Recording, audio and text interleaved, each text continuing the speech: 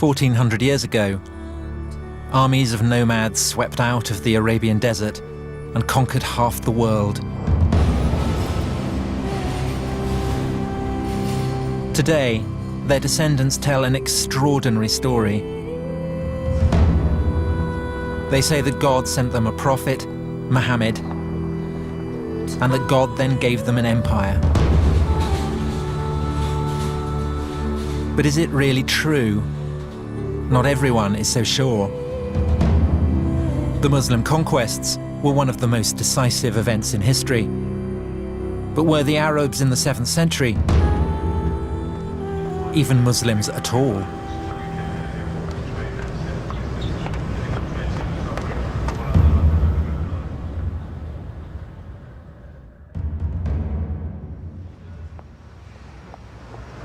My name's Tom Holland. I'm a historian. I write about ancient empires, so Persian, Greek, Roman empires.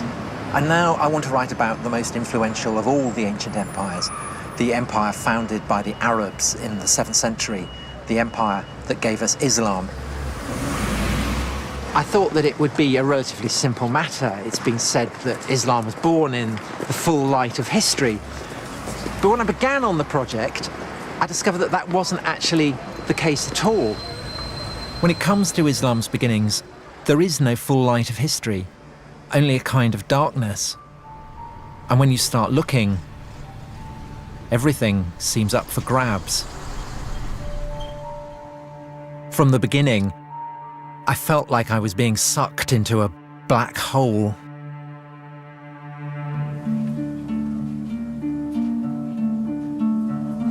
The problem of writing the history of the rise of Islam is that we have absence of evidence and we have nothing on which to tell a story.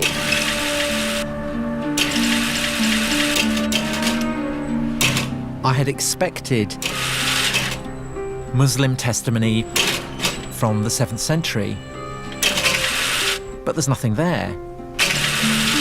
I can't find anything.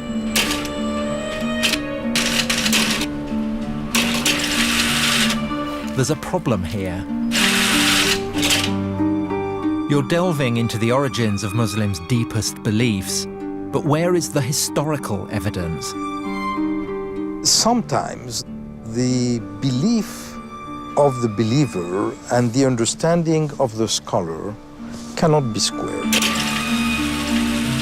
It's a choice between doing history and not doing history. And so I do the history even though it may hurt people. You have to say things that believers don't say, things that sometimes shock believers, things that sometimes make them very angry. There's a sense of the detective story about it. Why do most of the clues seem to be missing? When the Romans conquered the Middle East, they left behind all kinds of evidence, histories, inscriptions, coins. But with the Muslim conquest, silence. What can we actually say about Muhammad? What do we really know about the origins of Islam? Where to begin? Well, maybe we should start at the beginning of the 7th century. It is 5 minutes to midnight, and the ancient world is about to change forever.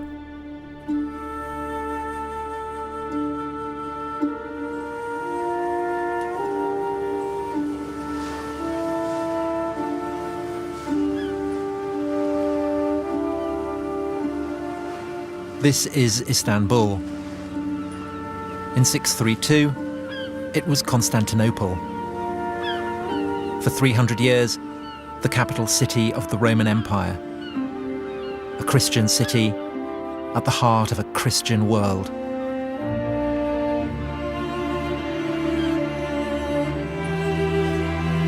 A universal religion for a universal empire. That was the Roman recipe for power. an idea fully appreciated by the Muslims when, almost 1,000 years later, they conquered the city and turned the largest cathedral in Christendom into a mosque. We know how and when the Romans became Christian because contemporaries tell us all about it. But what we don't know is how the Arabs became Muslim. Take a journey into the past, and you can't be certain where it's going to end. History is like a labyrinth. Once you're inside, who knows where it may lead?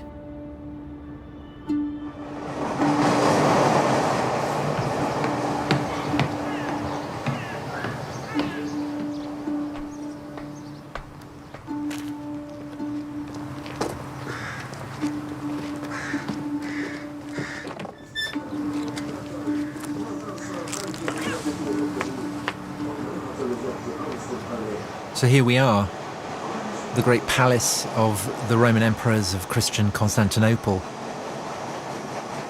Odd to think that at the start of the 7th century, when Muhammad was still alive, this was pretty much the centre of the world. There's one awful poetry about the fact that all you've got here is splintered firewood. Because what this is something that's been smashed to smithereens, and what it preserves just the faintest trace of is what was at the time the hub of the greatest power on the face of the earth. So this is the White House, it's where the emperor lives, it's the Pentagon, it's the heart of the defense establishment, it's the Supreme Court, it's where laws are drawn up and made and issued, all in this one place that dominates Constantinople, the city of Constantine, the first Christian empire, the greatest city in the world. And now it's all gone. And it's in some bloke's garden. You've got the road on the one side, you've got the train on the other. And the only thing to be seen is a cat.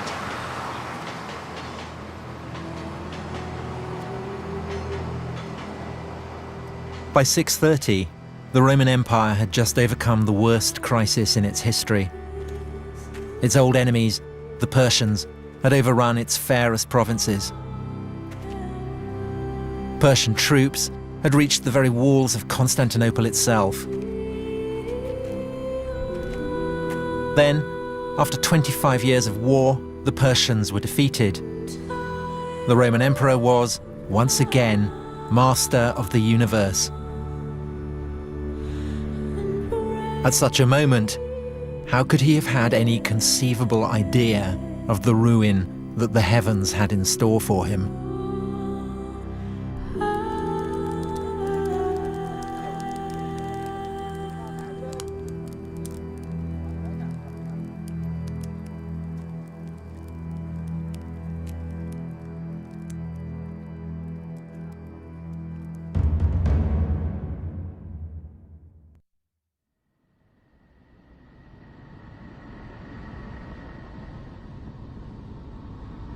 Professor, can someone like myself, who is not a Muslim and who does not believe that God spoke to Muhammad, ever hope to fathom the truth of the origins of Islam? No.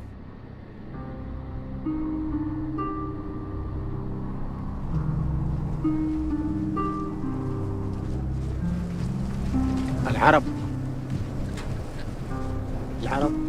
نعم الرسول عليه الصلاة والسلام كان عربيا. Bedouin, the face of the Arab conquest. The shock troops who, in the 7th century, swept out of Arabia and forged a colossal empire spanning half the world. And here in the desert, no one doubts that the conquerors were indeed Muslim. تركوا كل الدنيا، ما فكروا في التجارة، ما فكروا في الحياة، ما فكروا في أبناء. فكانوا يفكروا إني أقتتل أو أن أموت في نص الطريق أو أموت ضيعة أو جوعا أو شيء. لا كانوا يفكروا في هذا، لا في نجاح الإسلام. Everything was for Islam. That's what they say today. The victories, the conquest, the empire. But how do we know Islam even existed back then? ثبت الدين وثبت كل شيء والحمد لله احنا ماشيين على سنة عشر على سنة الرسول. المسلمين هذه كلها من ذرية. يعني هذه احنا من ذرية الناس.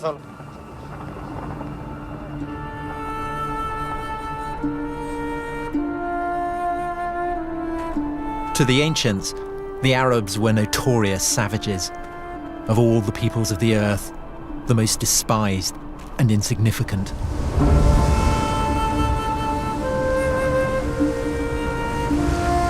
Yet after 10 years, in the first half of the 7th century, they deprived the Roman Empire of her richest provinces, crushed the Persian Empire, and taken possession of most of the Middle East. A staggering achievement. For most Muslims, a miracle. Only God could have made it happen. Bedouin Arabs. They're at the margin of history during the Roman Empire.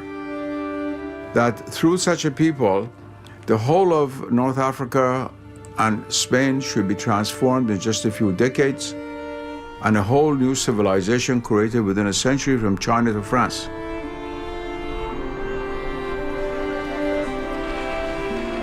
And this is a historical fact.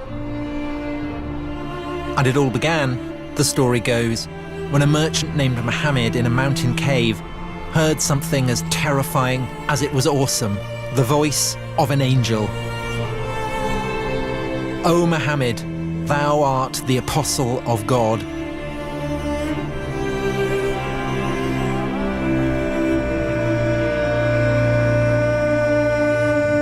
God had spoken to the Arabs.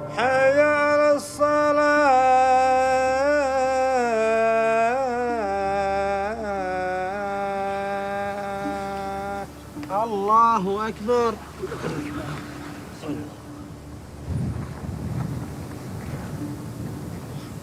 Allahu Akbar. The message was as clear as it was elemental. Allahu Akbar. There is only one God. Muhammad is the prophet of God. Sami Allah. Islam is submission to God. And it was this message that gave them an empire. Or was it? Allahu Akbar. No one doubts the conquests really took place. But the question is, was it because of Islam? If you were a Christian or a Jew or follow of another religion for whom a similar reality exists, it'd be easier to make a jump. There's a very famous Arabic proverb which says, not being able to know something is no proof that it doesn't exist. But making that jump, taking a leap of faith, isn't as easy as it sounds.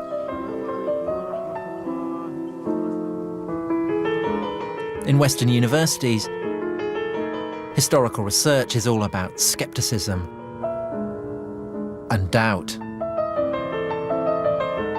And just as earlier generations of scholars turned a penetrating spotlight on the life of Jesus, so now some are taking a radical new look at the life of Muhammad. Patricia Kroner is a professor at Princeton. She is one of a number of historians whose research into the roots of Islam has sharply divided the world of early Islamic studies. You cannot reject the Muslim story, she wrote, but you cannot accept it either. The only solution is to step outside of the Islamic tradition and start again. There is a curtain as regards Muhammad that you can't get behind. What do we know about him and his life? Well, We know that he existed. We know that he was active somewhere in Arabia. We know that he's associated with the book, the Quran. He was the one who uttered it. But it doesn't get us to what actually happened, which is what, of course, a historian would like to reconstruct. We have absence of evidence. We have the Quran, and you can't tell the story of the basis of the Quran. We have various early non-Muslim sources. They don't add up to a story. We have nothing. We have this one book out of a nothing. There's complete darkness.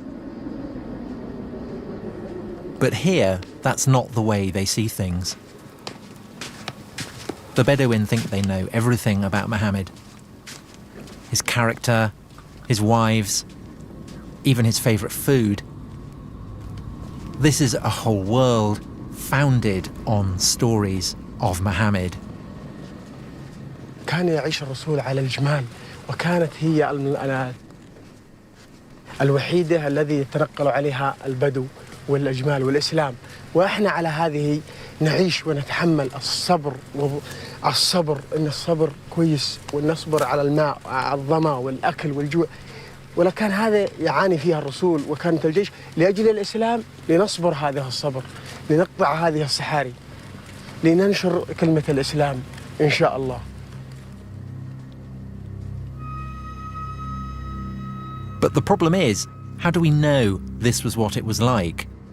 How can we separate what really happened from the hearsay and the myths? Do we know, did the Prophet Muhammad come here, Huna? Yes, وأنه كان خرج من مكة إلى مناطق الشام وجاء على منطقة فجلس في شجرة في الصفاوي. Was there a tree? Was Muhammad even a travelling merchant? The evidence is almost non-existent. The earliest biographies we have were written nearly 200 years after Muhammad's lifetime. In most religions, the tradition was handed down through oral history for millennia. This is put aside. That was called positive history. The oral tradition is completely negated. Well, oral tradition means that you remember what you want. Some of it must be history, and most of it is clearly not history. It's just that they have been reshaped, rethought. They have been taken out of their original context, serving new functions. They've been cleaned up by all kinds, or cleaned up or messed up, if you like, by all kinds of interests that people have in the memory. If supposing there is no written text of the time of the Prophet mentioning his name, the same is true of Christ, the same is true of Moses. That doesn't mean anything because there's always the oral tradition. Sometimes if you have other sources from other points of view, you can suddenly see what it is that's been changed, and then when you can see that, you can also see why it has changed. But because Islam arose in a relatively remote corner of the world, we don't have these checks. We don't yet have the key that can unlock the tradition.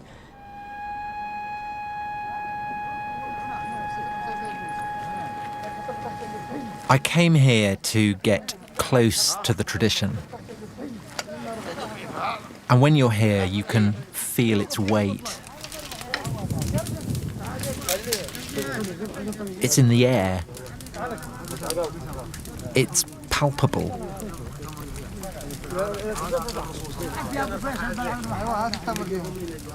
It can't just be brushed aside.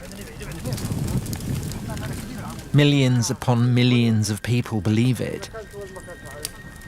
This is their history. An entire moral universe has been built around the stories told of Muhammad. هذا أيام الجاهلية قبل الإسلام. كان الواحد يوم تجيه بنت خوفا لا تعمل عيبة وكذا إلى آخره يذبحها، لأنها عار، يجيب لها عار ويجيب لها منتقد بين البشر. فيجيب البنت ويدفنها ويحيى، بعد ما يدفنها ويحيى صح. عمر بن الخطاب له بنت وجابها وده يدفنها، حفر لها وده يدفنها، جاء الرمل على شاربة من هون، جابت بيدها قامت تقول بالرمل كي مشي عن مشي، حفر لها ودملها. جاء سيدنا محمد صلى الله عليه وسلم أوقف كل الأعمال هذه.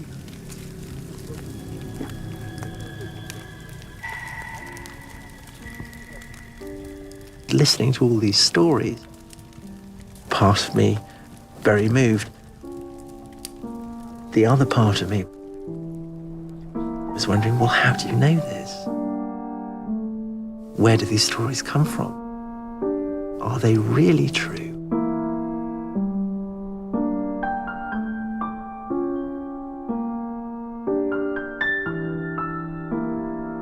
Gradually in the West, for the intellectual elite, the sense of the sacred was lost. Tribal person in Africa or in the Amazon has a natural sense of the sacred, whereas a graduate student at Oxford probably doesn't.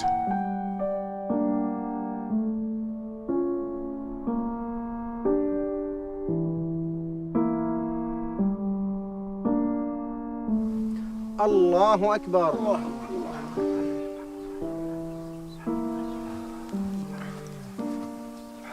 سمع الله من حمده. ربنا لك الحمد.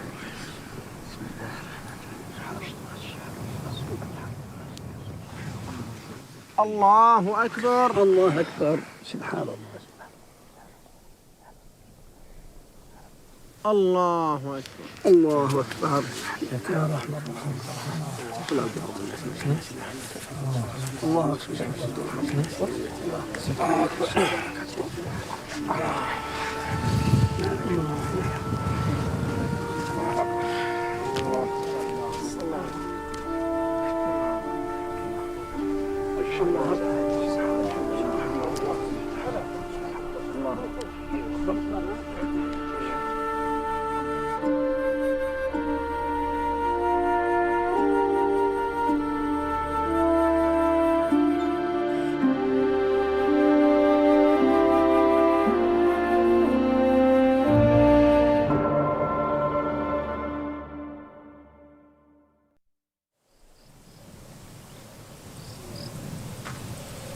In some places, you have to be careful where you tread. Muslims believe that from the very beginning, the great Arab conquests were all about Islam. But in the 7th century, you can barely find a new religion called Islam anywhere in the historical record. And that's why I've come here. This is Jerusalem. They've been building walls here for a long time.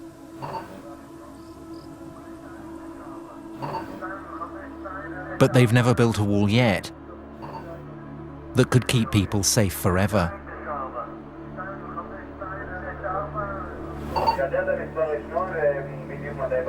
Historically, the capital city of God has always been one of the world's most conquerable places.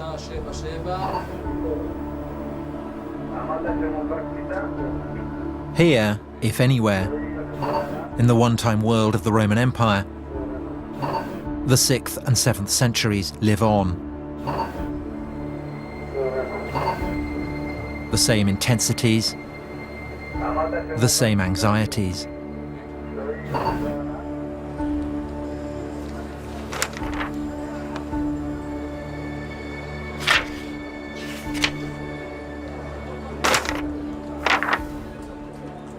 For thousands of years, Jerusalem had been shaped and mapped by the religions of its rulers.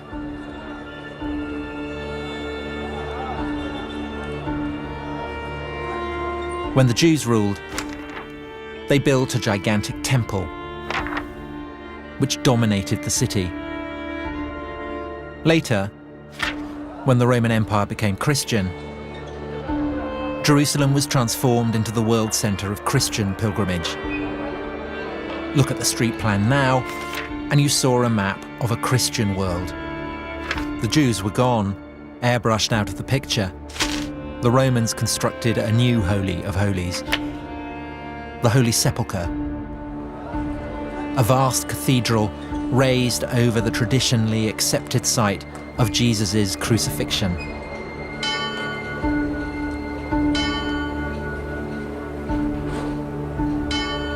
That was how God and empire worked. The Roman Empire believed in God, and God believed in the Roman Empire.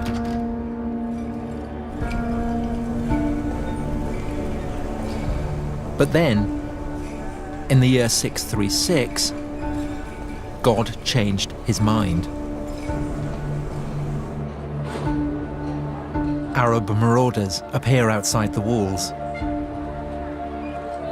Sophronius, the city's bishop, writes that it is too dangerous to leave.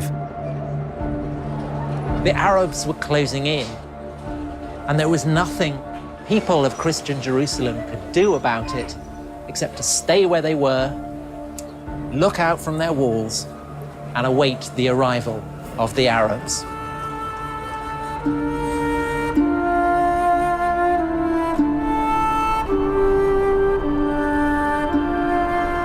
And out of the desert they came, and they had become irresistible. In 636, they beat a Roman army at Yarmouk. Soon after, they beat a Persian army at Qadisiyah. Both empires too weak after their own long wars to resist the Arabs. They marched into the richest provinces of the defeated empires. And less than 5 years after the death of Muhammad, they set their eyes upon the promised land. The land flowing with milk and honey, the land that God had promised to the Jews. Now, the Arabs had come to claim that birthright for themselves.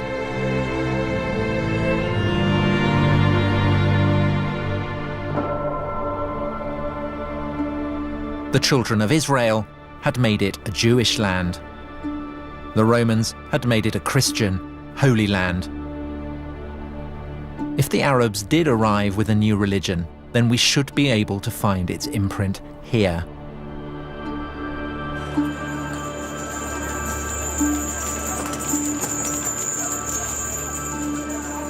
Contemporary Christian sources confirm that late in the 630s, the Arabs took over Jerusalem by peaceful negotiation. But what they don't say is what the conqueror's religion was. The truth of the matter is we don't know what was the true religion of the first Arab conquerors. We have a problem because this group of people from Arabia is tiny, and they're ruling over much larger populations who are very well versed theologically, of Christians and Jews and Zoroastrians, but very sophisticated religious ideas. Why would these populations not have risen up in rebellion against their Muslim rulers if these Muslim rulers are trying to impose something totally different that was hostile to their own beliefs? What were the Arabs up to? What were their motives? We know they called themselves believers, but believers in what? Certain Christian contemporaries tell us that the Arabs believed in a single God and that they followed a guide or instructor. But in general, their understanding of what the Arabs believed was deeply confused. Was it a form of Judaism or some kind of Christianity? Or did they have a whole new religion of their own? for the Jews as well as for the Christians. These are people coming from the desert. They don't know who these people are. They don't really know what they believe. They hear things.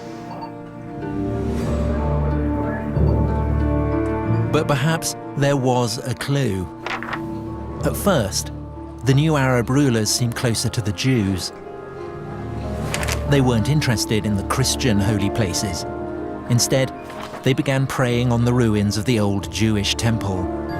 All this only added to the Christians' sense of paranoia. Behind the invasion of the Arabs, they began to suspect a Jewish conspiracy. The moment the Arabs took over Jerusalem, they headed straight up here to what then as now is a broad, open, man-made esplanade. The holiest place to Jews anywhere in the world. So the fact that the Arab conquerors came up here and started building a prayer hall on such a sensitive spot inevitably served to raise quite a few eyebrows. The Jews hope that these Arabs from the desert come as liberators. They permitted the Jews to come back to the Temple Mount and pray there. And the Jews started believing that maybe there is something messianic in these people, and maybe their leader is the Messiah who will permit them to rebuild the temple. Christian theologians who speak about the Arab conquerors find it very hard to understand that they are dealing with a new religion. Who are they? One thing is absolutely clear. Nobody had any notion that the Arabs were doing what they were doing in the name of a freshly minted and coherent new religion, still less that what they were doing was in the name of something called Islam.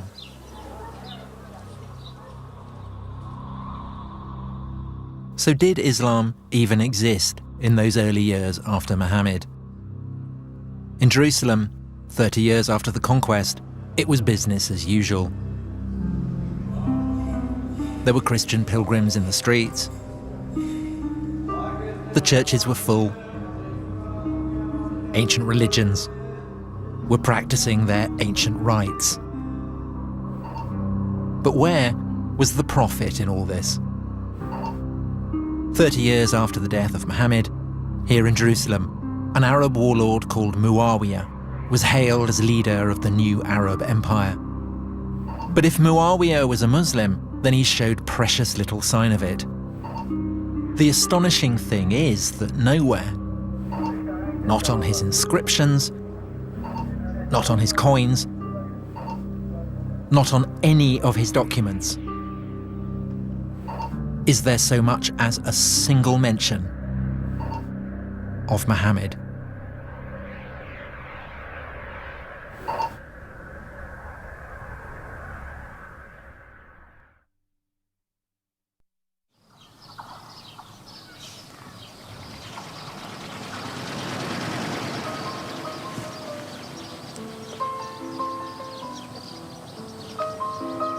I've been trying to trace the origins of Islam.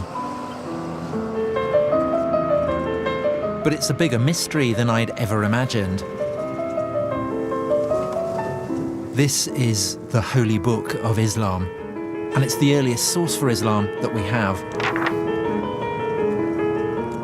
Find out where the Quran was composed, and you find out where Muhammad was operating, and then you get a picture of where Islam might have begun. In the Quran, it tells Muhammad to follow the path trod by Abraham. Maybe that's the place to start looking.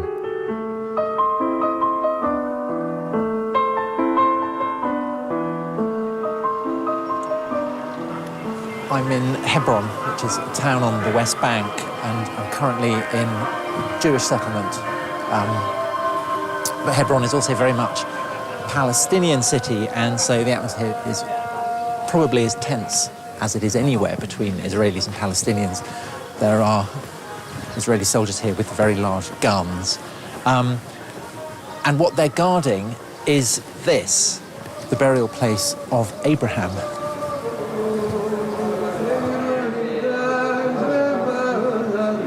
Abraham, through the line of his son Isaac, was the father of the Jews.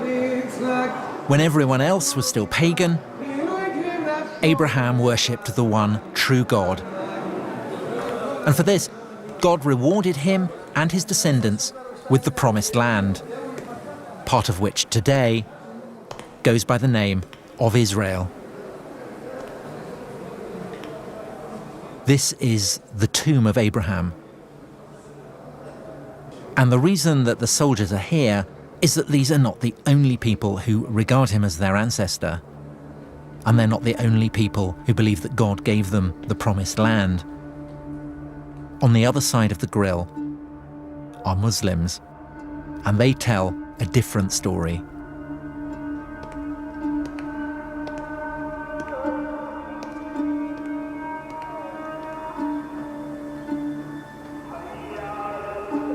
This is the Muslim side, and the reason they revere Abraham is because, as well as Isaac, he had another son,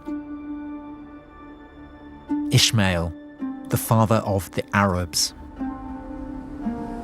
This is the tomb of Abraham that we saw earlier from the Jewish side, but we're now looking at it from the Muslim side.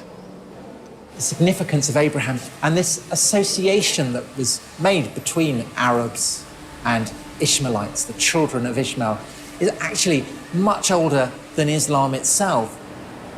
It remains central to Islam to this day.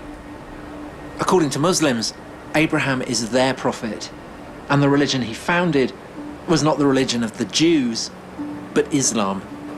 And in the Quran, we read that Ishmael helped Abraham to build a house of God at a place called Bakkah. Neither the Quran nor any contemporary source actually specifies where Bakkah was, but Muslims now would have absolutely no doubt that Bakkah is another name for a place deep in the Arabian deserts. Mecca.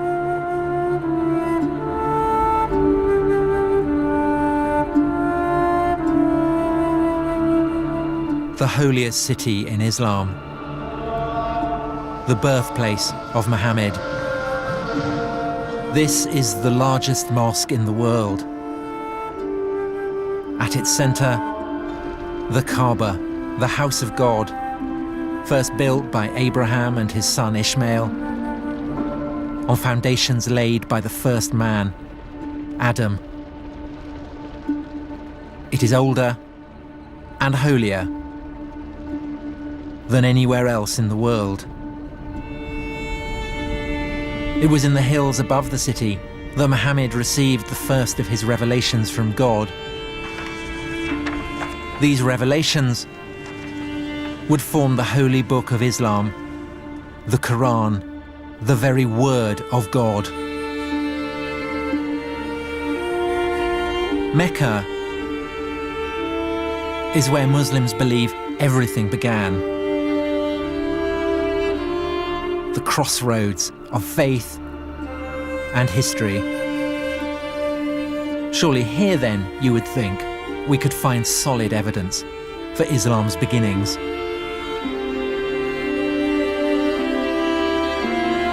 But there is a problem. Aside from a single ambiguous mention in the Quran itself,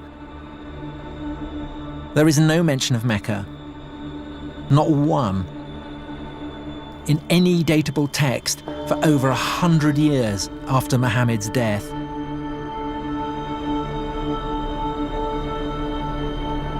How can we know that Muhammad does come from Mecca?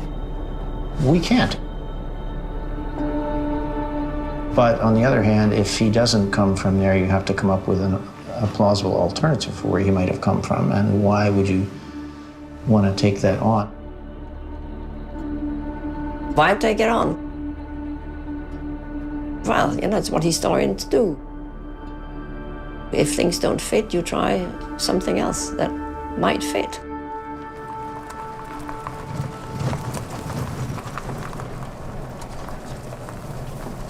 Here we go. So this is it. Yeah, here we are. In the Quran, the faithful are instructed to pray in the direction of a holy sanctuary. But what it doesn't ever say is that this sanctuary stood at Mecca. And to some archaeologists, a few early mosques suggest something different. We're talking about one of the earliest examples we have of a mosque. And you date it 100 years after Muhammad? Somewhere within 100 years or so. Because here, as we go into it, you can see... This is it? This is it, yeah. This is the mosque? This is the mosque. And what you can see here, we have an apse which is not facing Mecca. It's not facing the south. It's actually facing towards the east, towards the sun rising.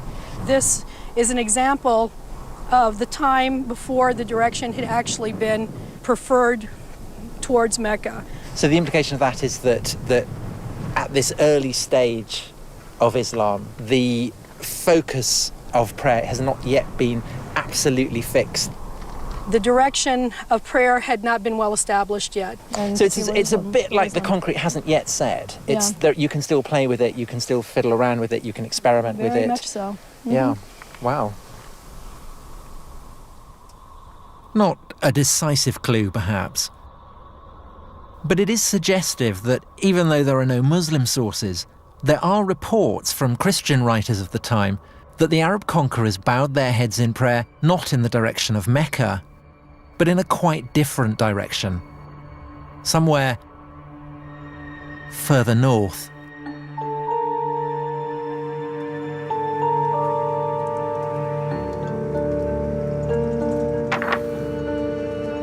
In the Quran, it never actually states that Muhammad lived in Mecca, nor that Mecca was where the first revelations took place. Does the material in the Quran point to Mecca being the setting for God's revelations to Muhammad? No, it doesn't. I mean, there is mention of a sanctuary. There is a sanctuary, for sure. But where is that sanctuary? That's, of course, we can't tell. It's devilishly difficult to sort of extract what the context might have been from the text itself. In Muslim tradition, the people of Mecca are pagans, worshippers of idols. But in fact, the people the Quran describes have a deep and sophisticated knowledge of the biblical tradition. The Quran retells biblical stories and alludes to biblical stories, not just biblical, but also post-biblical developments. All this is clearly known to the audience. It suggests that what we have is a kind of response on the part of, let us say, Muhammad, to the debates that were going on in Christian and Jewish communities, where they were debating theological issues and questions that come out of the Hebrew Bible and come out of the New Testament. And the Quran seems to be an effort to engage in the discussion. And so there's a strong connection with the late antique religious discourses that were alive throughout the Near East. So it's obviously not a pagan world we're looking for. The people in the Quran worship a single God, but it then accuses them of praying to beings other than God. And there's something else. The people the Prophet addresses in the Quran are farmers, agriculturalists, but there was no agriculture in Mecca. Mecca does not have an agrarian base. In Mecca, it seems to have been quite an arid valley. If Mecca is this barren, infertile place, how is it that in the Quran, the opponents of the Prophet are described as keeping cattle and growing olives and vines? Good question. This is one of the reasons why some scholars feel that the text of the Quran is really plugged into, say, Syria. Because that's where vines and olives grow, you would find much those further in north. Geographical Syria, right? You don't find olive trees in Mecca. So if Mecca wasn't the starting point of Islam, what was?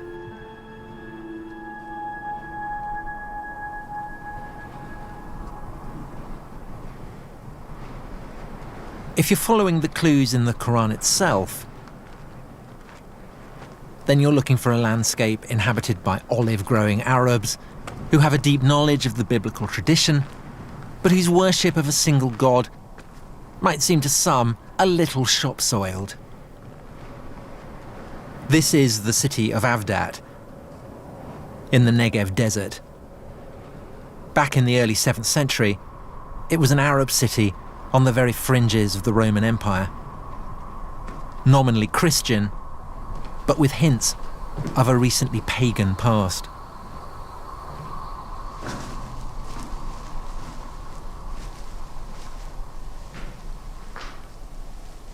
There can be no doubt that this is a Christian place of worship. There are 2 crosses on the ceiling, but there's also something very interesting in the corner, which is a bull complete with horns, and the bull is an image that very probably is drawn from much older native Arab pagan traditions. That doesn't mean that the Christians who built this were themselves pagan, but it does mean, I think, that they are giving their monotheism, their belief in a single god, a little bit of pagan colour. And that essentially is the crime that Muhammad in the Quran seems to be accusing his opponents of. But Avdat had more than the right religious complexion. It also had agriculture and olives. In the lifetime of Muhammad, all this would have been green. It would have been agricultural fields as far as the eye can see. Archaeology leaves no doubt that there was a sophisticated irrigation system here that really did make the desert bloom. And so while that doesn't mean that this Avdat is the actual spot where the Quran was composed, it does imply, I think, that the region as a whole seems to fit the wider context of the Quran better than somewhere much further south in the arid region of Mecca.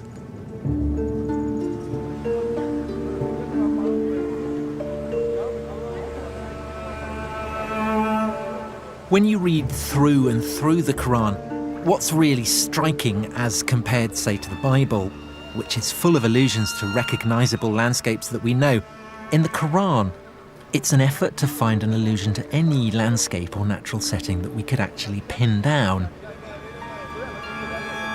In fact, in the whole of the Quran, there's really only the one exception.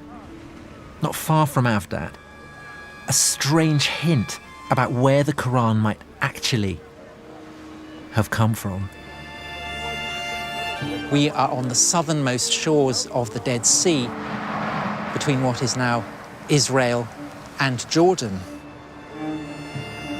Lot was the nephew of Abraham, and he went to settle down in a city called Sodom. And the people of Sodom were notoriously racy. Unsurprisingly, this provoked the wrath of God. He destroyed his city, and this is said to be the remains of Sodom, where the anger of God was poured down upon it. And the Quran. So also was Lot among those sent by us. Behold, we delivered him and his adherents, all except an old woman who was among those who lagged behind. Then we destroyed the rest. Truly, you pass by their sights by day and by night. But if the people being addressed by the prophet are passing this place by day and by night, then what's it doing here? 1,000 kilometers from Mecca.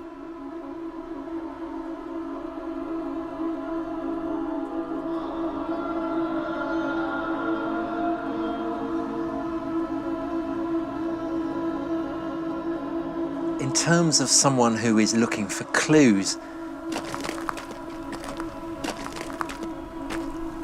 you are very much in the situation of someone who is panning for gold. And I think that this passage is just one little fleck.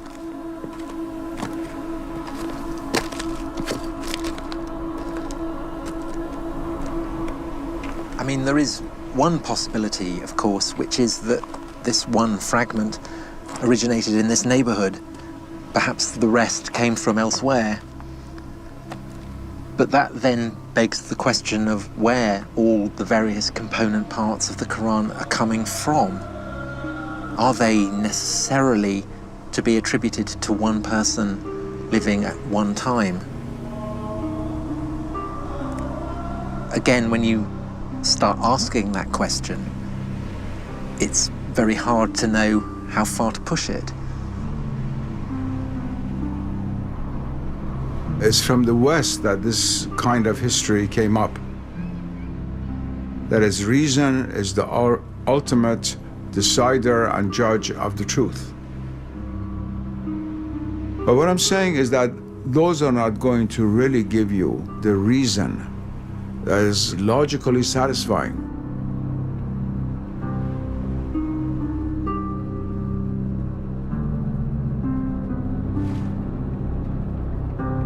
Where do you think the likeliest place of its origin? Well, that I don't know. That I don't know. I don't think I should speculate on that. Okay, all right. Okay. My greatest fear is that I'm completely wrong. I do sometimes wake up in the middle of the night and think I've got it completely wrong. Once the world is reduced to a mechanical world, then all other levels of reality lose their status as being real. And they're relegated to the realm of so-called superstition. And what is not seen is considered not to exist.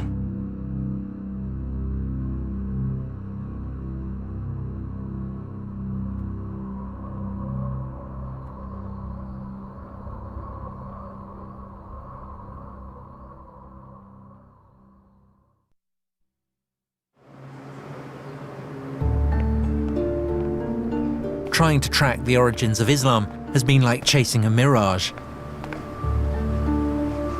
The Arabs conquer half the world, but they don't talk about Muhammad. There's no mention of Mecca. So what do they do in detective stories? They follow the money. Any of these? What's the first coin that actually mentions the name of the Prophet Muhammad on the coins? Do any of these coins mention Muhammad by name? with Muawiyah. Yeah, but is the name of the Prophet Muhammad mentioned? No. Every coin tells a story. Every inscription conveys an idea of power. But sometimes what's not on the coin can be just as significant as what is. It would be nice to see the earliest coin that mentions Muhammad. The earliest coin that has Muhammad's has name. the name of Muhammad. They don't have it, but because it's odd that we're 60 years on from the death of Muhammad and no mention of Muhammad. For nearly 60 years, the rulers of the Arab Empire didn't put Muhammad on their coins, and then they did. Maybe 60 years was what they needed to work out what the story really was. Maybe the issue isn't why Muhammad was not on the coinage at the beginning, but how he got there in the end. What if I've been asking the wrong question?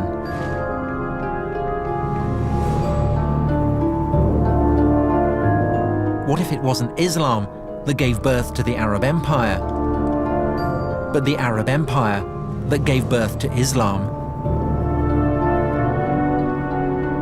The empire was rich beyond imagining. By the mid-680s, it stretched from northern Persia to Egypt and North Africa. But who had the right to rule it? A vital question on which the Arabs could not agree. And with so much to play for, they began to turn upon themselves.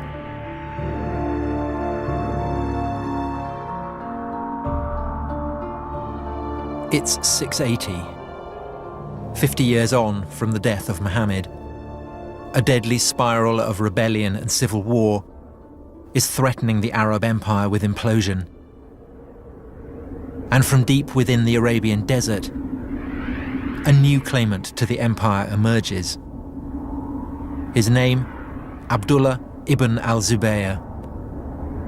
And Ibn al-Zubayr is going to change the game. What I've got here is the coin that I was looking for in the Coin Museum, and it's stamped quite literally with the genius of Ibn al-Zubayr. It was struck in 685, 686, so that's more than half a century after the death of Muhammad. And it bears a novel and fateful slogan: in the name of God, Muhammad is the prophet of God. And so here, at last, emerging from out of the black hole, we get a mention of a Muhammad who is a prophet. And this is the first time we have it on any inscription, any surviving document. Ibn al-Zubayr had essentially realized what Constantine, the first Christian Roman emperor, had realized long before him, that it was no good the lord of an earthly empire laying claim to the favor of God unless he could absolutely demonstrate the cast iron basis on which he was making that claim. And Constantine, in his attempt to obtain that sanction, had turned to the Christian church. But Ibn al-Zubayr turns to the figure of Muhammad. Now, as it happens, Ibn al-Zubayr loses the civil war. He is defeated by a rival warlord who lays claim to the empire of the Arabs. But the discovery that the name of Muhammad can be used to buttress earthly power, that is not forgotten.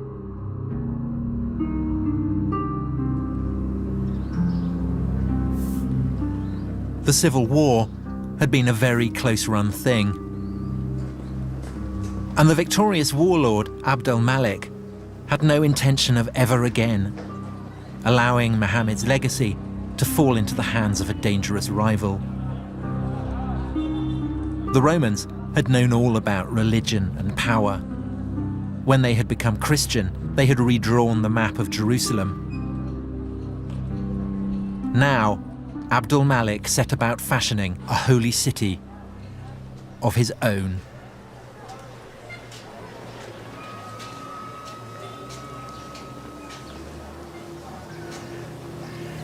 God, it's beautiful. The Dome of the Rock. It's the oldest Islamic building in existence. In design, it was Roman. And Abd al-Malik was doing something else that was Roman, plugging his dominion into the power of God. On the walls, there is an unequivocal mission statement. Religion, in the eyes of God, is Islam. There are mentions of Muhammad, quotations from the Quran. At last, something that we can recognize unmistakably as a new religion. There's a sense here of something new coming into being. There's the sense of the old, the Roman-style pillars and the mosaics. And yet, this is clearly not Roman, this is clearly not Christian. This is the beginning of something very, very potent, a harbinger of a spectacular future. It was built on the very site of the old Jewish temple.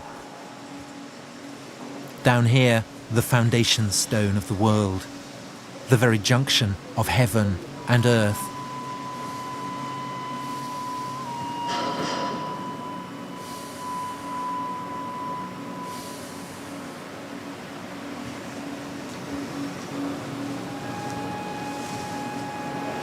This is quite possibly one of the most awesome places on the entire planet.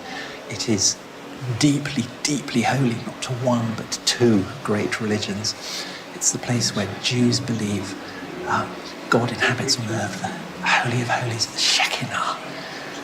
And to Muslims, it is the cave that Muhammad prayed in after being brought here from Mecca before he ascended to heaven to be confirmed as the seal of the prophets. So, in religious terms, this is like a sort of nuclear reactor, firing out isotopes and power.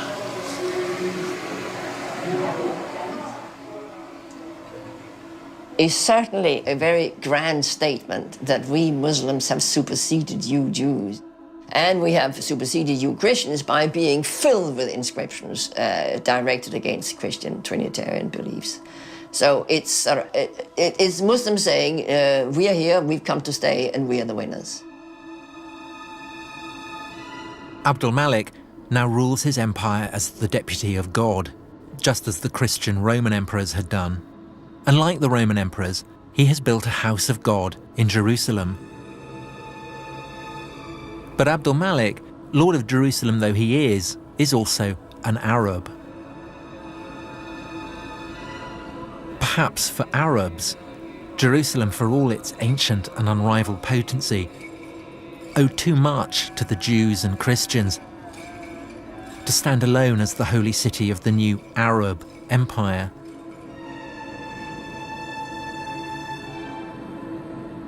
A poet at Abdul Malik's court describes him as the lord of two houses sacred to God, one in Jerusalem and one, well, he doesn't say where it is. And for 100 years after the death of Muhammad, no one says where it is.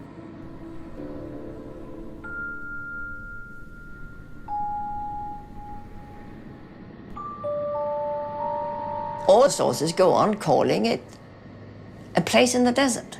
It's a sanctuary in the desert, without giving it a name. And at some point, this sanctuary must have been fixed at Mecca, in the middle of the desert. But why? The truth of the matter is we don't know what was the true religion of the first Arab conquerors. It's an Arab story. Arabs come from the desert. God is speaking to the Arabs. They don't want Jews or Christians having any influence on Muhammad. الرسول عليه الصلاة والسلام كان عربيا. المسلمين هذه كلها من ذريته. يعني هذه احنا من ذرية الناس. The Quran is in Arabic. The Quran is full of characters from the Bible. But if the book came out of the desert, how did these characters get there? We have nothing. We have this one book out of a nothing. We don't have the key that can unlock the tradition. But maybe that's the point. We're not supposed to unlock the tradition. God's message comes to a prophet. The prophet lives in a desert. There is no room for anyone else. It's remote. It's remote. It's uncontaminated. It's pure. It's a place where we can rule out that Muhammad got his ideas from others than God.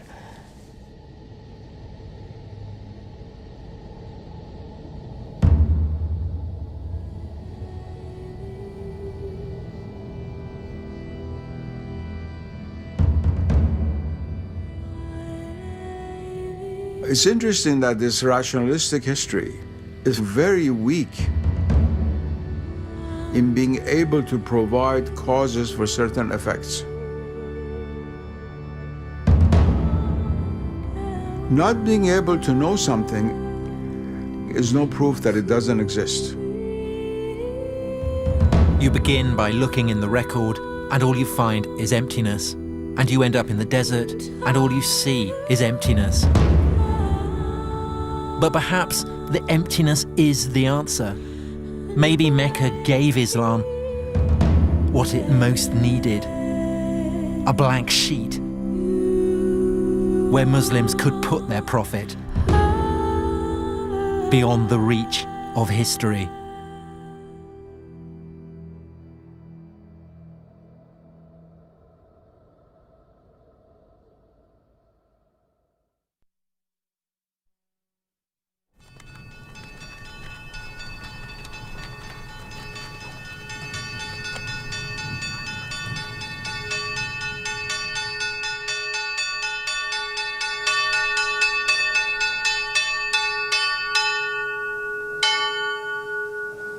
Professor, do you think that what I am doing is complicit with the brute fact of Western imperialism, Western hegemony? No, not necessarily. As long as you remain aware of what you're doing. If you come as a Western scholar or historian, and in all honesty, present what your worldview is, and let's say when I look at the Islamic world from this paradigm, this is what I see, and bring out why this is different from how Muslims see themselves, that I think is a very honest effort, and is a good effort.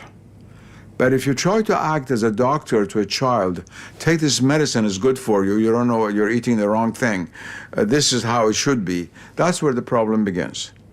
And the Muslim world is not going to accept that. The days when the British would bring scholars from England to teach Indians how to be Hindus and Muslims is finished. It's finished. It's true, before I began, I did have preconceptions. I was brought up a Christian, but I was also brought up in an environment that questions everything. Studying ancient history is a process of paint stripping, tearing away stories that you want to believe the literal truth of. This is supposed to be Mount Sinai, where Moses saw the burning bush, where God gave him the 10 Commandments. But there's no historical evidence for any of this. Christian monastery, Roman fortifications, the old partnership, God and empire. Between them, they turned this place into Sinai. In my heart, I want to believe it, but my head won't let me. We believed that there was a living tradition kept by the people here, that this is where God had revealed himself in an extraordinary way. How much would it matter if it turned out that this wasn't the place where Moses had received the 10 Commandments? But the spiritual encounter with God is more important. The reality is there, even if your eyes aren't open to see things in actuality. God is always present, but you're not aware of his presence. Ultimately, the city of God matters more than the city of man. Yes.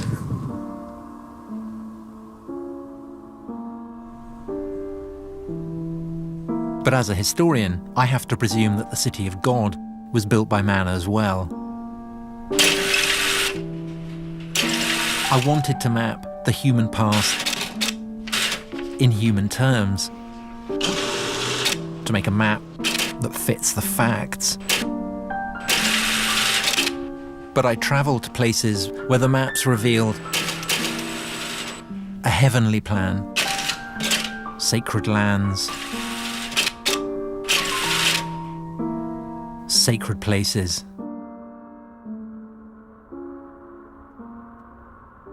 A world where you don't have to believe in God to feel the power of God.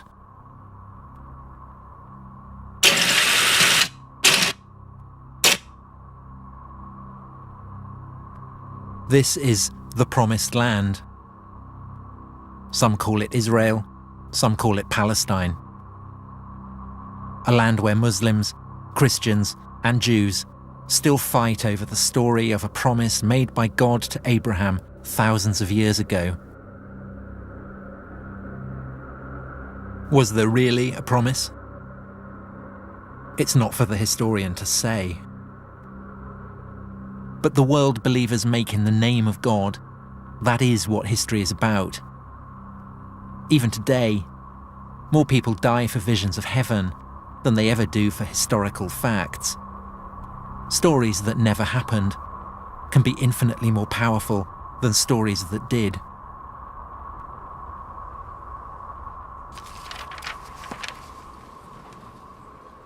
I set out to write the story of the beginnings of Islam. If you're a Muslim, then there's no problem. Everything is explained by God. But I'm not a Muslim. And I don't think that civilizations appear like lightning from a clear blue sky. What I think now is that Islam emerged from a whole range of circumstances. From the religions and the empires and the convulsions of the world that witnessed its birth. And yes, of course, it is still the case. The black hole that surrounds Islam's beginnings doesn't give up its secrets easily. But maybe we are getting somewhere. The search for the historical Muhammad, for the origins of the Quran, for the whereabouts of the first sanctuary, for the way Islam evolved out of the Arab Empire. These are pieces of a whole new story.